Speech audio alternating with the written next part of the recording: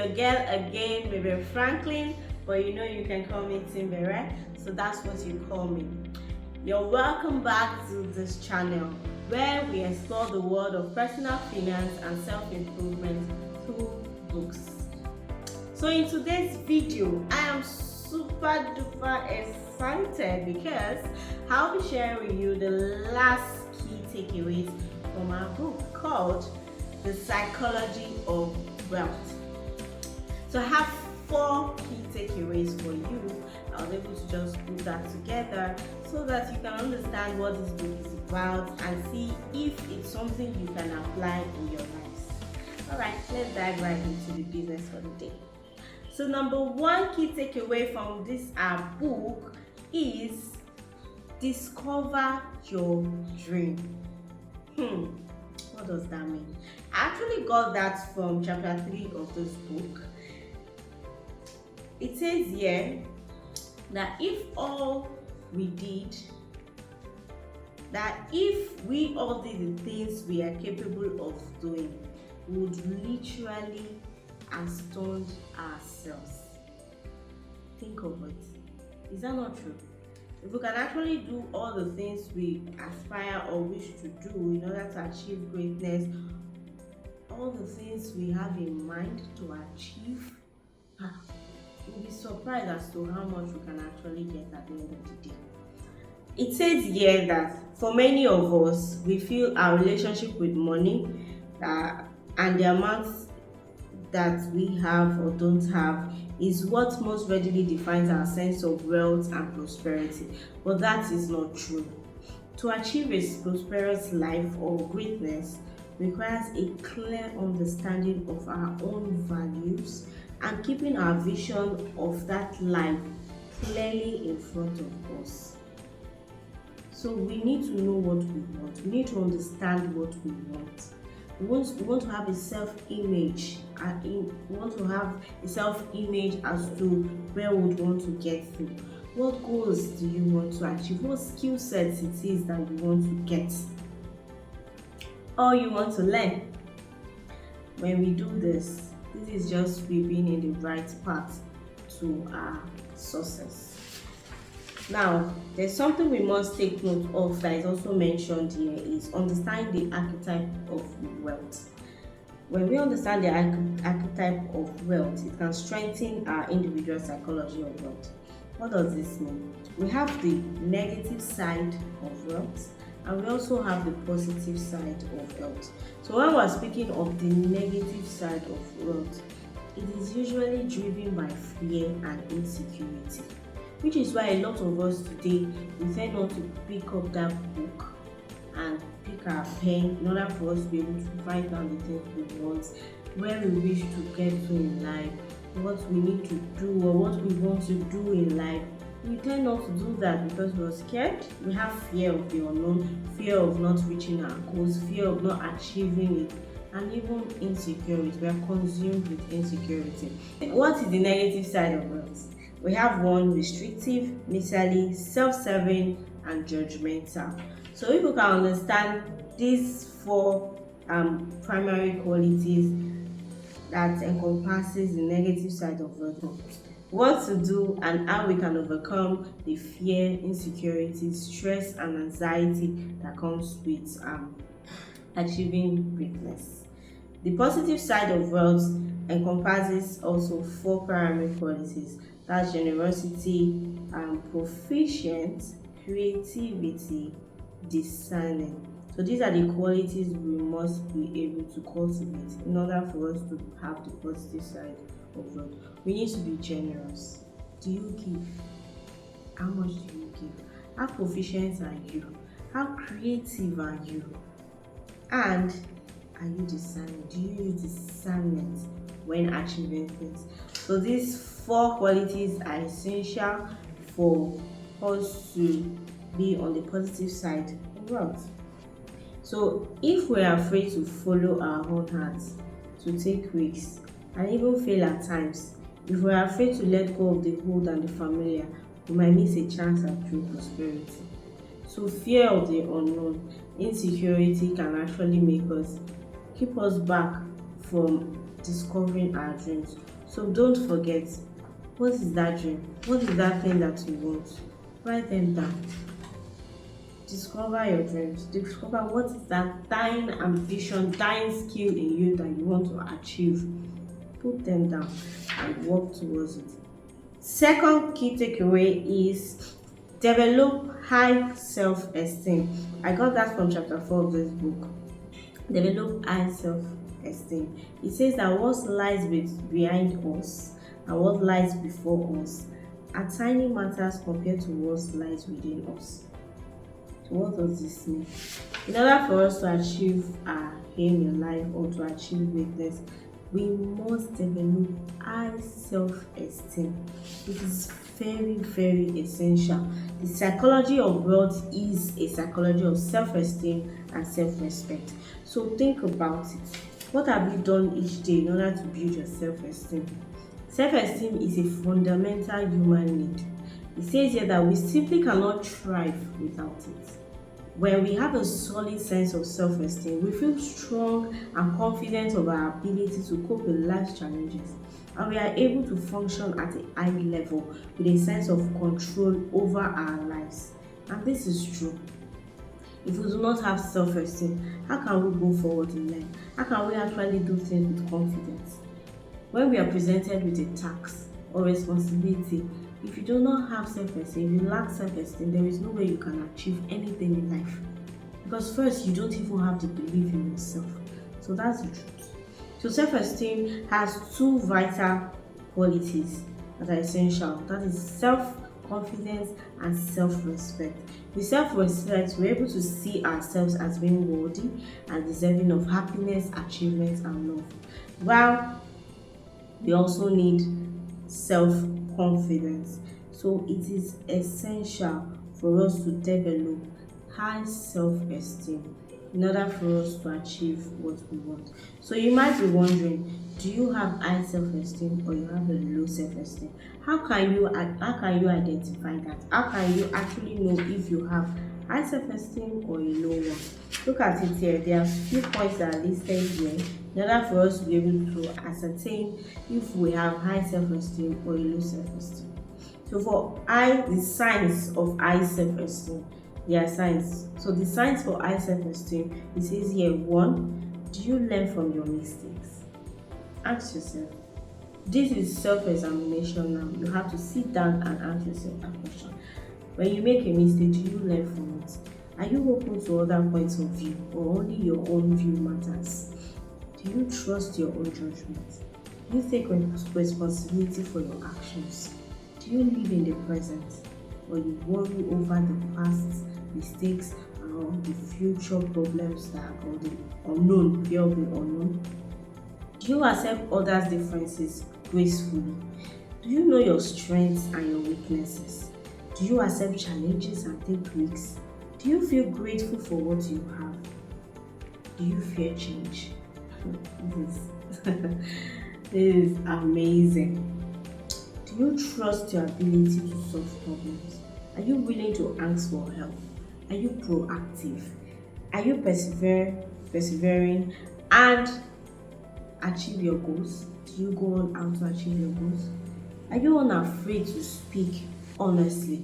So these questions, if your answers to all of these questions are actually in line, then you know that you have high self-esteem. If your answers to all these questions are yes, then you know you have high self-esteem. Now, what about low self-esteem? What are the signs for you to know if you have low self-esteem? And you know that yes, after examining yourself, you need to work on it, in building it, because if you do not, there is no way you can have self-confidence or even self-respect. There's no way you can achieve greatness for yourself. So what are the signs? Are you hypersensitive to criticism? When you make a mistake, do you forgive yourself? Do you blame others for your circumstances? Do you feel like a victim, often feel guilty? Do you criticize others frequently? Do you boast about your accomplishments? Do you feel inferior or superior to others? Do you avoid taking risks? Do you fear change and feel anxious? Do you say yes just to please others? Do you have difficulty making decisions? Do you focus on the past or worry about the future? So if yes, if your answer to all this or any of them is actually yes, a capital letter yes, then please do well to work on yourself. Try to develop self-esteem. Build your self-esteem so that you can achieve greatness. So write down 10 things that are most important to you. Write down 10 greatest challenges you have. In that way, you'll be able to work on yourself to improve. Then we move to the third key takeaway. Number 3 takeaway. It says live consciously. I got this actually from chapter 7 of this book. Live consciously. You see, this particular lesson got to me because a lot of us are not conscious about ourselves. Number one, are you conscious about your responsibility, your personal responsibility, or your decisions you make? Are you conscious about your debts? Are you conscious about your savings? Are you conscious about your finance? Are you conscious about your investments? How serious do you take them? Are you even conscious? Because the decisions we make every single day matters. It says here that individual greatness comes from accepting personal responsibility. Are you conscious about your responsibilities? We must be willing not only to accept responsibility but also to take a chance on ourselves in order to achieve our broader goals, particularly now. That is what it says here. You should know when it's time to invest in yourself.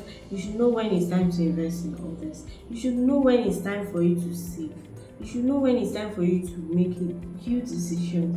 You should know when it's time to take risks. You should know when it's time to take that debt. Maybe you have a business you want to achieve. You don't have enough money. There are conscious debts that can actually help you. Now let's consider what are those. How can you actually recognize and control unconscious debt and also conscious debt? Now, there are 5 signs of unconscious debt. You find items that you forgot you had purchased on credit and that you have never used or run. That is number 1. When you check your wardrobe, do you see items that you've purchased and you've never used? On credit for that matter. That is when you know that is actually an unconscious debt. You did not think before actually borrowing that money to get that item. 2, you have a TV, DVD, CD player in every room, but you have trouble paying your bills. Think about it. Thirdly, you are purchasing things with credit without knowing how much you're paying. Fourthly, your credit cards are maxed out and you can't remember what you bought. Fifthly, you are still making payments on things you no longer own. These are signs that you've made unconscious debt, that is bad decisions. So now, 3 steps to help you control unconscious debt, because we can actually find ourselves in these situations. So how can we control unconscious debt? This is really why I brought this point out, because I felt it was going to help you and I in order for us to improve ourselves and also our finances. So 1, ask yourself, do I want or do I need this item? So whenever you have a product or an item in front of you, or something that just pop up in your phone, a product you need to buy, ask yourself, do you want? Is this a want or a need? You need to be able to tell the difference between a want and a need. If it is only a want, does it fit your budget? Fine, you now discover that this is actually a want. It's not something you cannot do without. It's not a need. Then check your budget. Check your budget. Does it fit in? Because you should be able to know that, okay, it's your salary or whatever income you have, weekly or monthly. If I spend this also amount, Will I have money to do my savings, my regular savings? Will I have money to keep aside for my investment, to plan my future, to plan my life? Or will I just spend the money I'm supposed to use to save just in order to achieve what? To buy one item or one lavish food or that gadget because of what? A want, something you do not need. So make sure you check your budget. If the item is a want, check your budget to be sure that you have what it takes, you have the money to buy it. Secondly, avoid binge shopping. That is, put the item on hold. If you forget about it, you do not need it. Try this exercise, it will really help you. You see something you want to buy, put it on hold. Don't be quick to press it, that order button. You press it, shopping cart, add it to the cart and place the order. Don't be quick to place the order. Wait, pause for like few days. If you no longer think about that particular item, just know that you don't need it. If you forget about that item, just know that you don't need it. Thirdly, make a plan for goals you like to work towards. That is, discuss your plan with your spouse, partner, or a friend. Always make a plan on the things you want to work on the goals you like to work towards, and discuss it with whoever you trust, your spouse, your partner, or your friend. Now let's talk about how you can identify conscious debt. Number one, it allows you to move forward in life. Whatever debt you take that enables you to move forward in life, in terms of acquiring that asset, or in terms of starting up a business, I know it's essential. Secondly, have a specific repayment plan and fixed payment amount. So when you have a specific repayment plan, that's a conscious debt. Thirdly, it's based on what your income is now and not on what it might be. So that debt you're about to take, that money you're about to borrow, it is based on your income now, not on what it might be. That is when you know you're making a conscious debt. You're not acting unconsciously. Fourthly, the debt does not come from impulse buying things on impulse. Fifthly, the debt is paid off before the goods or services are used up. Some persons will borrow something and they'll still be using that thing. By the time they are done using it, they are still owing that person. Imagine, for example, you bought something on credit. Let's say, okay, you bought cake on credit. You finish eating that cake. You've eaten that cake to the end, and you're still owing that person. That way, you know that that's an unconscious debt. But by the time you pay off that debt, before you even finish that product, that goods or services, then you know you made a conscious debt because you planned about it. Sixth, the debt improves the quality of your life without sacrificing basic necessities. Seventh, it helps you manage your finances. 8, it's part of a planned financial budget.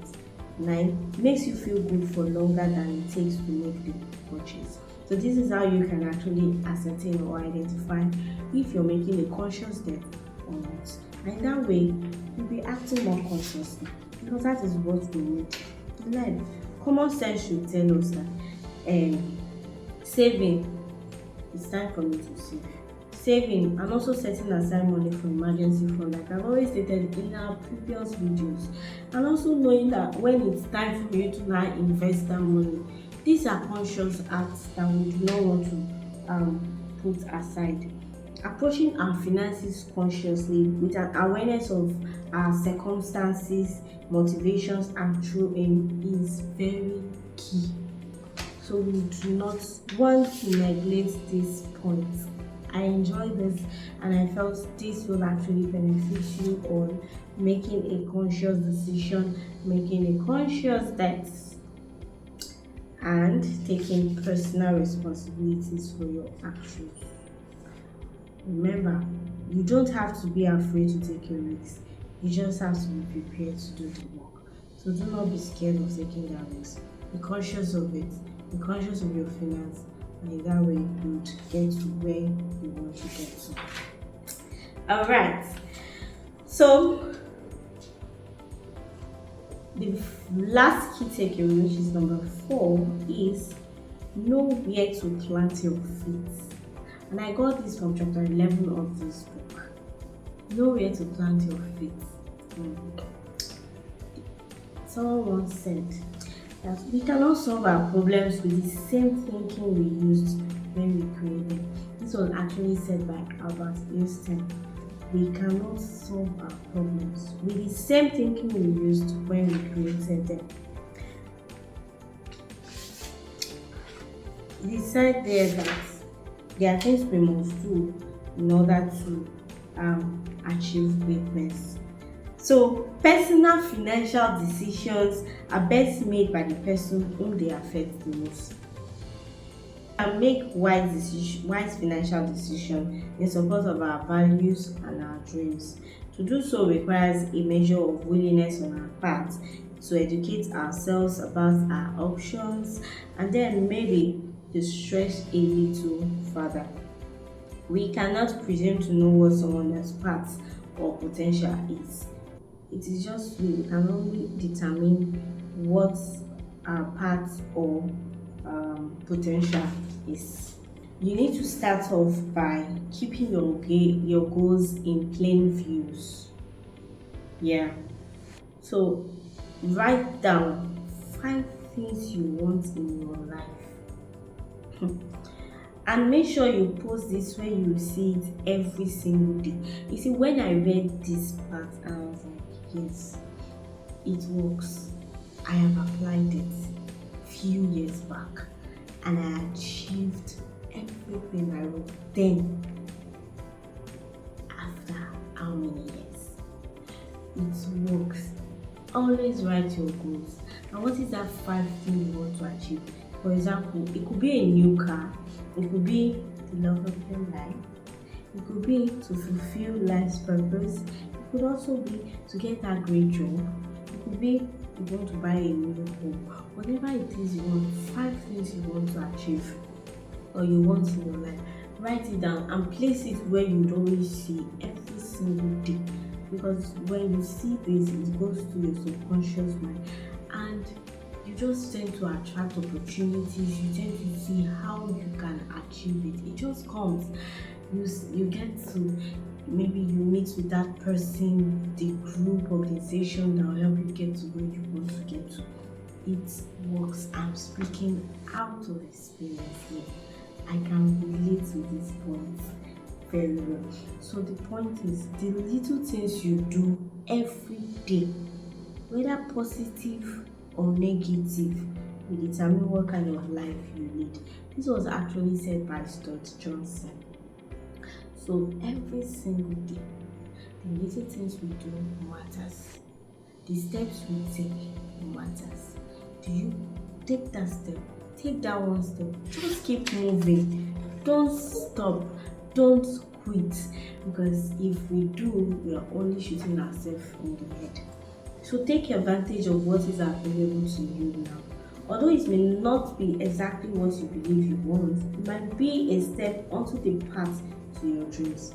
Just keep moving in the right direction. I bet you will get that call or you get that link to somebody that will help you achieve your goals in life or what you want out of life. Alright, with this we come to the end of the book review. Just so I'll give the end notes to you so that you understand what the psychology of wealth entails or encompasses. It says here that a wealth psychology is not a particular financial strategy or method, nor is it an inner determination to obtain riches or fulfill one's monetary dreams or desires. Prosperity is not defined by how much money we have accumulated or how little debt we have. The psychology of wealth is a simple and pragmatic call to nurture the qualities and attitudes within ourselves that will create a prosperous life. So you see, when you hear the word prosperity, people will say no, or hear the word abundance, no, or hear the word wealth. Wealth is defined in different ways by different people. My own definition of wealth is different from yours. I might be wealthy in my family. I might be wealthy at what I do because of what I do. What's your definition? The way you define it, whatever you want out of life, that is how you define your wealth. But what we're getting here is prosperity is not by how much money you have in your account. It's not by how much money you've been able to accumulate over time, or it's not by how much debt you are not in. It is just simply that quality, those qualities you need to nurture, those attitudes you need to cultivate. So many attitudes and qualities that are essential for us. That is what you call the psychology of wealth. So this suggests a commitment to bring more consciousness to all our decisions, large and small. It asks us to discover what is most meaningful to us as individuals and to become aware of how each decision and action moves us either towards those values or away from them. So having a wealth psychology means that we feel grateful for what we have and acknowledge what we've accomplished. We know that generosity towards others is abundance in motion, and that giving creates more abundance in us. With this psychology, we accept that we're responsible for what we create, no matter what life may provide or remove along the way. We expect the best of ourselves, and we recognize that the golden path to true prosperity, to a life of happiness and fulfillment, begins by showing up and putting one foot in front of the other. This is just the best highlight, the best endnote for this book. Listen to this video over and over again so you can get the message and understand what this book is all about. Many of us do not have relationship with money. All we do is complain, or make excuses. We blame the economy, we blame the government. Fine, all these are there, they are there. All these are distractions. Focus on yourself. Focus on what can you do to improve yourself on a daily basis. What kind of life you can create for your own self. You cannot create the life of the whole world, but your own life, what can you create? And you need to understand that you have to build your relationship with money. Understand your relationship with money, and you will achieve your aim in life. So thank you so much for watching. Do not forget, when you make it a date next week Friday, please don't forget to subscribe, like and share if you enjoyed the video. Share to others, and do not forget I'll be reviewing our next book by April, and which is the Smart Money Tribe. We'll be reviewing the book. That's the next book we'll be talking about. I'll be sharing with you a few points. So let me know in the comment section whatever resonated with you from this video today. What is that thing you intend on working on? Or somewhere you're lacking and you feel you want to work actively or consciously work on yourself. Let me know in the comment section. And also tell me the book you're reading now. What book are you reading? Remember, I am here to encourage you to pick up that book. Pick up that book and read. Improve yourself and your finances through books. So I'll see you again in the next video. Bye.